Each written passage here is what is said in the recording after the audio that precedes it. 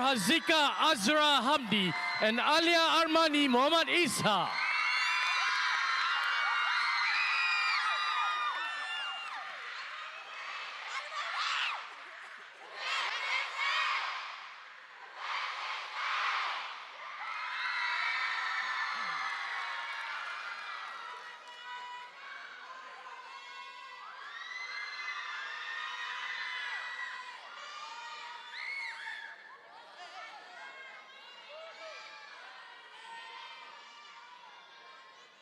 Judges, are you ready? Color guards, are you ready? Ladies and gentlemen, from the Sultan Ibrahim Girls Secondary School, Johor, Nur Hazika Azra Hamdi and Alia Armani Muhammad Isa.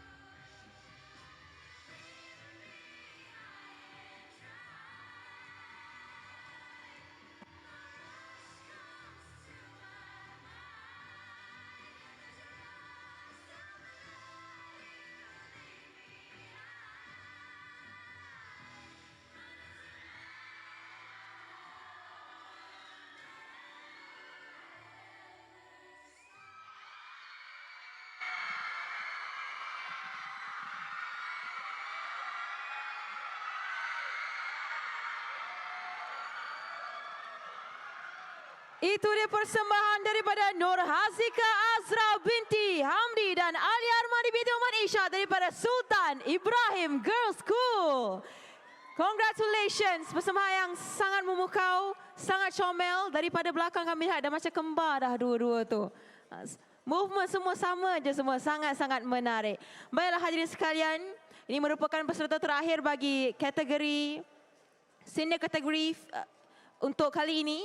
Sebelum kita mengambil sedikit masa untuk berehat dan memberi peluang kepada para judges juga untuk berehat.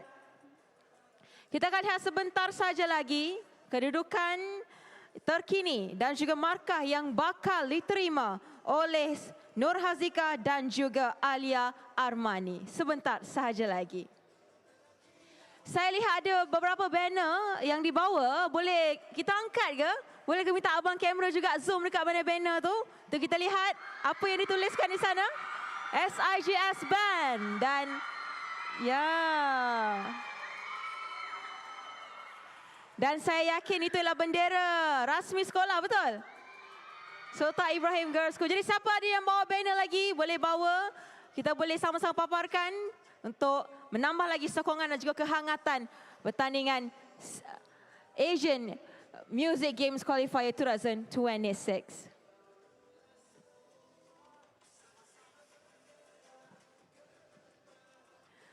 Baiklah hadirin, untuk hari esok kita akan adakan Asian Music Games ini selama 3 hari sehingga 3 Mei dan saya harap anda boleh kekalkan momentum. Okey, kekalkan. Baiklah, keputusan yang terakhir bagi Nur Hazika dan juga Alia Armani.